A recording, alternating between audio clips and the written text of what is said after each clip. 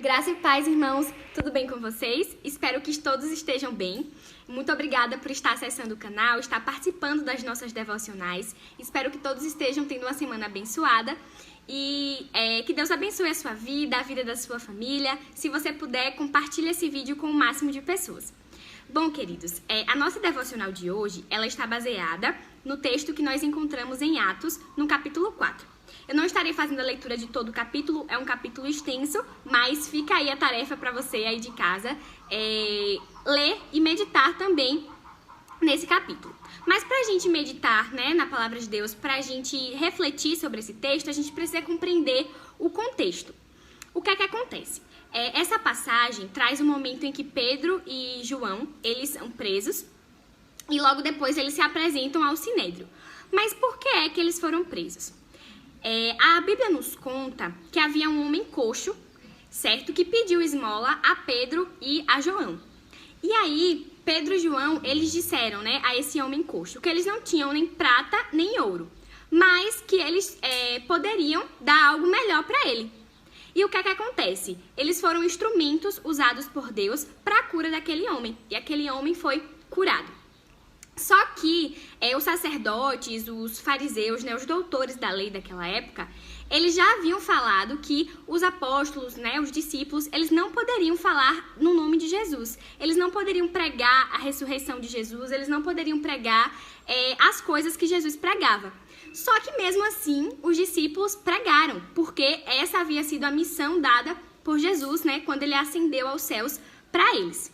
Então, eles continuaram pregando o evangelho, eles continuaram sendo usados para a cura de pessoas, para a libertação, de pessoas. Inclusive, a Bíblia nos conta um pouco antes desse texto que em uma das pregações, de Pedro, quase 5.000 pessoas foram alcançadas pelo nosso Deus. Então, o que é que acontece? Eles são presos, e são levados depois para o Sinédrio. O Sinédrio era uma espécie de julgamento, em que as pessoas poderiam dar fazer a sua defesa e depois seriam julgados, pelos sacerdotes, pelo sumo sacerdote. E aí, Pedro, ele fala uma coisa muito interessante, que é o que eu vou ler para vocês aqui. Capítulo 4, no versículo 20. Pedro diz assim: pois nós não podemos deixar de falar das coisas que vimos e ouvimos. Quando os sacerdotes, eles questionam por que eles continuaram pregando, ele fala isso. Que eles não poderiam deixar de falar das coisas que eles viram, que eles vivenciaram com Jesus. E mais na frente, no capítulo 5, Pedro também diz assim, que antes importa obedecer a Deus do que aos homens. Foi por isso que eles continuaram a pregar o evangelho. E eu gostaria de convidar a você a refletir sobre isso hoje. Será que nós vivemos como Pedro? Será que nós temos pregado o evangelho como ordenança do Senhor? Eu não sei se você sabe, irmão, mas pelo mundo existem vários países em que muitos cristãos são perseguidos. Países como a Coreia do Norte, por exemplo, o Afeganistão, Irã, Nigéria, Somália, enfim, são diversos, dezenas de países em que os cristãos são perseguidos. Alguns estudos e algumas estimativas mostram que mais de 240 milhões de cristãos sofrem com algum tipo de perseguição. Desde a perseguição de morte até perseguição ideológica, enfim, em faculdades, no trabalho, enfim. E outros estudos também mostram que existem mais de 2 bilhões de pessoas no mundo que ainda não conhecem o Evangelho de Jesus.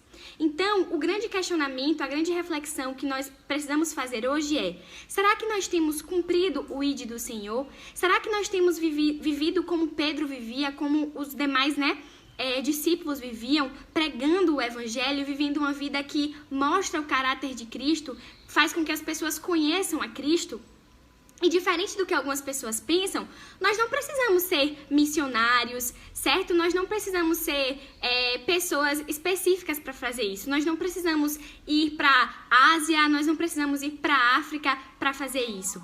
A responsabilidade de pregar a palavra de Deus não é apenas dos nossos líderes, certo? Mas é uma responsabilidade nossa também. Nós podemos pregar o evangelho à nossa família, aos nossos amigos, na cidade em que moramos. Cada lugar que nós vamos é um campo missionário. Seja a nossa faculdade, seja o nosso trabalho, o nosso hall de amizades, né? Que muitas vezes tem pessoas que não são cristãs.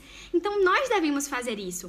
Se o evangelho é a coisa mais importante que nós temos, se Jesus é o centro das nossas vidas e é o que dá sentido às nossas vidas, por que nós não pregamos isso às outras pessoas? Por que nós não queremos que as outras pessoas também sintam o que nós sentimos, que elas vivam o que nós vivemos? Entende, irmãos? Então, nós precisamos refletir sobre isso a cada dia.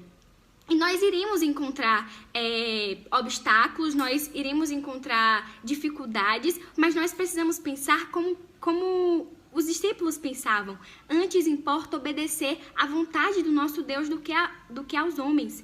E a vontade do nosso Deus é que preguemos a palavra, é que nós possamos proclamar o evangelho. Esse evangelho que liberta, que salva e que cura as pessoas. A palavra de Deus nos diz que o evangelho é o poder de Deus para a salvação. Então, nós precisamos pregar a palavra. A salvação vem pelo ouvir e o ouvir da palavra de Deus. Nós estamos em um período muito complicado, né? De quarentena, de pandemia, mas nós também podemos pregar através das nossas redes sociais, através das nossas conversas em nossos relacionamentos interpessoais. Então, existem várias formas de pregar o evangelho. Nós precisamos cumprir o id do Senhor, de dizer, né, como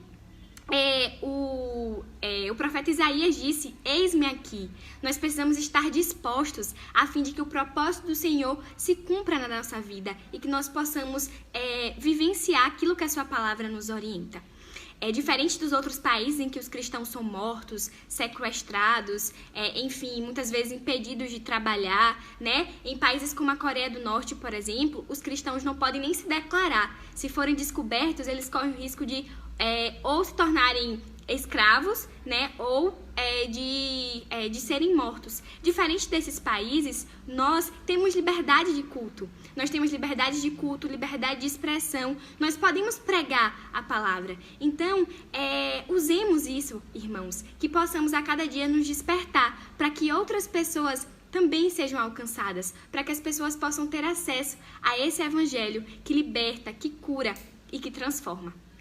Que Deus nos abençoe e que nós possamos refletir sobre isso a cada dia.